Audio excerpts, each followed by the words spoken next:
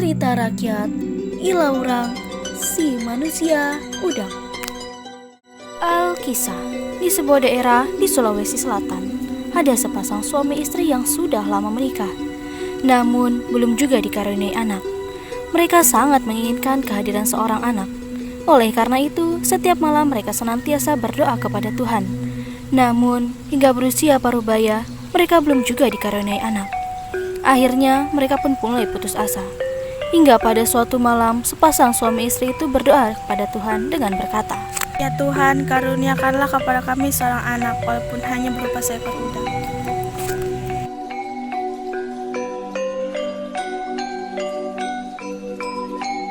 Beberapa waktu kemudian, sang istri pun mengandung dan melahirkan.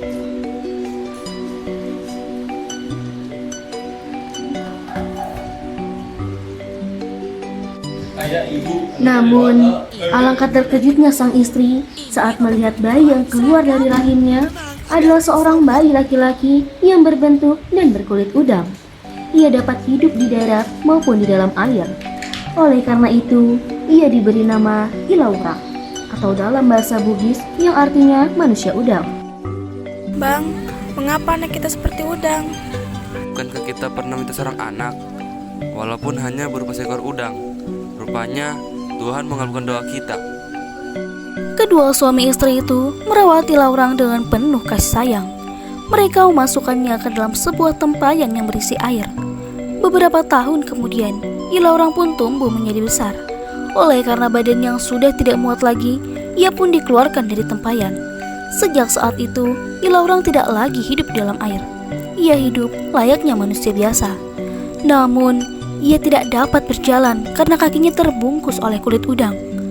Walau hanya tinggal di dalam rumah, ia banyak tahu tentang keadaan dan peristiwa-peristiwa di sekitarnya yang didengar dari kisah-kisah ibunya. Suatu waktu, ibunya berkisah bahwa raja yang memerintah negeri itu memiliki 6 orang putri yang semuanya cantik jelita.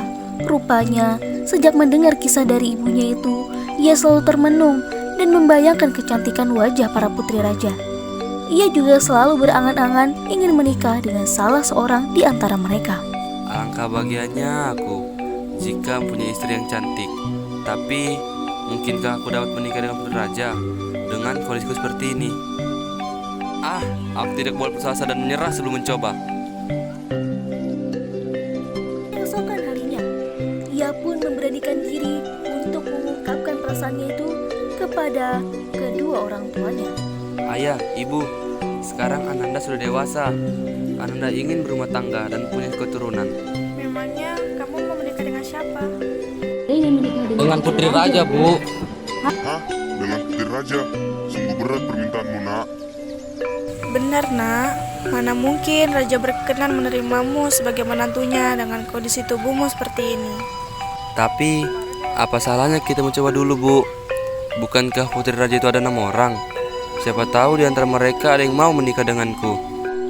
Setelah berkali-kali didesak, akhirnya Ilaurang dan kedua orang tuanya pergi menghadap kepada sang raja yang terkenal arif dan bijaksana itu untuk menyampaikan pinangan Ilaurang.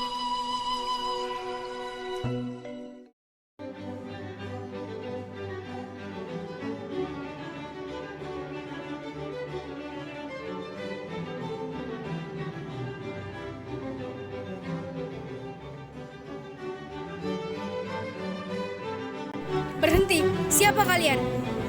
Maafkan kami ingin menemui sang raja. Apakah kalian sudah membuat janji dengan raja? Kalian tidak akan bisa bertemu dengan raja jika tidak membuat janji.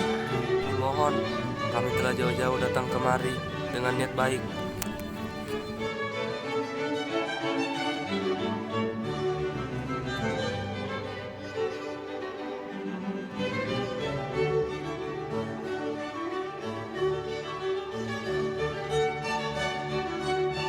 Ampun Baginda, ada orang-orang yang ingin bertemu dengan Baginda. Siapa mereka? Rakyat Tuan Baginda. Izinkan mereka masuk.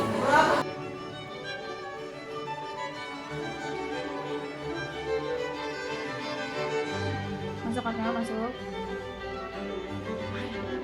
Atas izin Baginda, kalian dipersilakan masuk. Masuk, terus ikut belakang. Ampun Baginda, jika kami yang miskin ini sudah lancang masuk ke istana yang megah ini. Maksud kedatangan kami adalah ingin menyampaikan pinangan anak kami kepada salah seorang putri Baginda. Mendengar penjelasan itu, sang raja pun tersenyum manggut-manggut. Baiklah kalau begitu. Aku akan menanyakan hal ini kepada keenam putriku terlebih dahulu. Siapa di antara mereka yang akan menerima pinangan Ilaurang? Selanjutnya, raja bertanya kepada putri kedua. Nah, Wahai putri sulung, bersediakah engkau menikah dengan Ilaurang? maafkan Nanda, ayah. Nanda tidak mau menikah dengan Ilaurang. Masih banyak pangeran dan pemuda tampan yang sepadan dengan Nanda. Namun, jawabannya sama dengan jawaban yang diberikan oleh si putri sulung. Demikian pula putri-putri berikutnya. Mereka memberikan jawaban penolakan terhadap pinangan Ilaurang. Ampun ayahanda, jika ayahanda berkenan, Nanda bersedia menikah dengan Ilaurang. Baiklah putriku, ayahanda akan merestui kalian. Pesta pernikahan kalian akan kita langsungkan 3 hari lagi.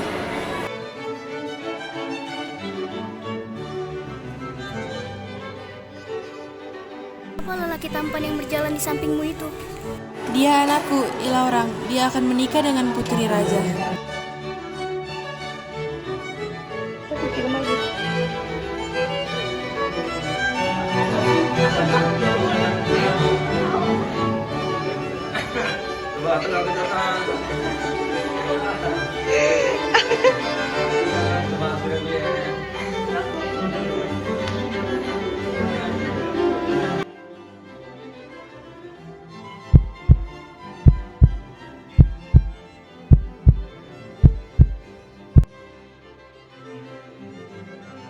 Hentikan, kepalaku sudah pening dan perutku sudah mual. Hentikan.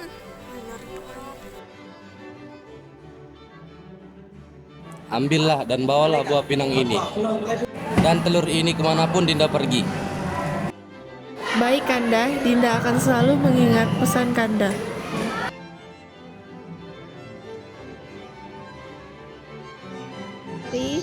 Dari 1, 2, 3. Aku Ilaurang. 1, 2, 3. Bang, ini aku, istrimu, si putri bungsu. Ilaurang pun segera mengelus-ngelus air itu sambil mulutnya Paman Kamit membacakan mantra. Beberapa saat kemudian, atas kuasa Tuhan, Sudahlah Dinda, mari kita kembali ke istana. Tentu ayahanda sudah lama menunggumu. Bang, bagaimana dengan kelima kakakku? Mereka pasti akan mencari cara lain agar menyingkirkan Dinda, sehingga mereka bisa menikah dengan abang. Dinda tidak usah khawatir.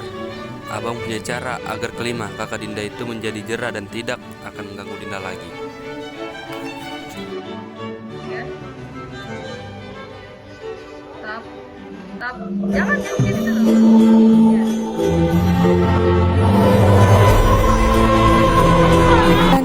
kisah dari Ilaurang, si manusia udang.